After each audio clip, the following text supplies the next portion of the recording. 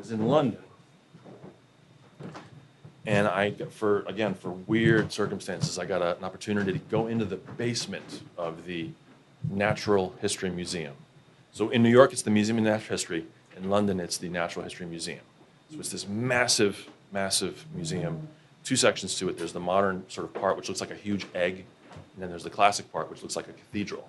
As you enter in, it's just absolutely beautiful. Stained glass and the whole thing. Well, we got to go for this. Oh, thank you so much. We got to go for a private tour in the bowels of the Natural History Museum, where all the specimens are kept, where they clean things, where they work on stuff. And it was, for those of you that might remember the old show Get Smart, the opening credits to Get Smart, as Max walks down the hall and all the doors close behind him, that's what it was like. So it was just this hallway of these sort of air-sealed sections where you go from section to section, and we had to go two at a time. We walked in, and there's just this massive, slightly more modern reference, the Indiana Jones closing scene where they're putting the Ark of the Covenant away in the big warehouse, kind of like that, but underground. So you just have these huge cabinets, and there's something like 30 million specimens or something. They don't even know what they have there because it's been almost 200 years of collecting stuff. They don't even know what they have. Well, we get to this one room, and it kind of opens up. So we go from being these sort of shelves and closets and tight corridors, and it opens up into a room probably twice the size of this room. And this is like where they have tables set up and they're working on things. And the first thing I notice is this massive tank, and it's like a gigantic Toblerone. Okay, so you know Toblerone, right? The big triangle. So it's like, imagine a Toblerone that's 30 feet long and, like whatever, the triangle, a 4-foot square. And it's filled with liquid, this milky sort of liquid. And inside is a gigantic squid.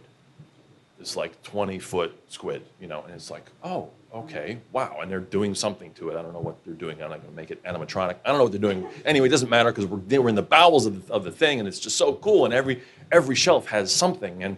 And my third album is titled Coelacanth, which is this thought to be extinct fish.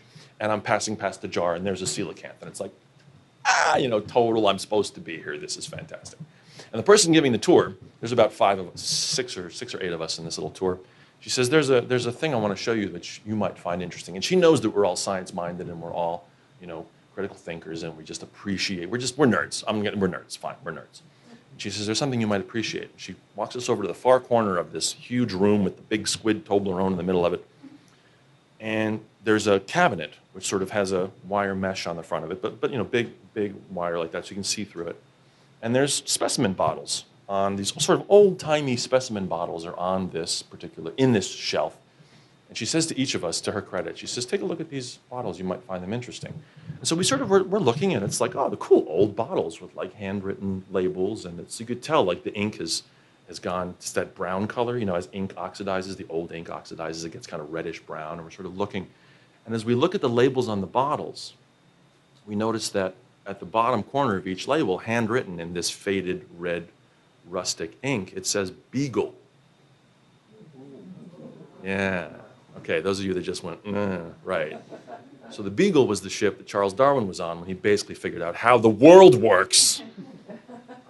These were the specimens that he had sent back to the museum, and it was his handwriting on these jar labels. So yeah, so we all just start like shaking because you're in the presence of this thing. And I realized that this is as close to a skeptic's mecca as we can have.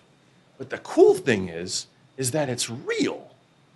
You know what I mean? It's not some story that, supposedly this guy was here and he ascended or descended or whatever the heck. Like, no, these are the actual bottles that Charles Darwin sent back with his writings on it, and it was totally real and totally fantastic, and it was so moving. And you know how when you look at a clock, when the second hand is moving, you look at the clock, and for that first second, it looks like the second hand isn't moving? You ever notice that? There's this weird thing, you look at a clock, and then the second hand starts moving. It's just, they can't figure out why that happens, why our brains do that, but for that second, when we saw the word Beagle, everyone's heart just went, oh, boy, and it started up again. It was the most amazing thing. So if you ever get a chance to go into the basement of the Natural History Museum in London, do it. Do it.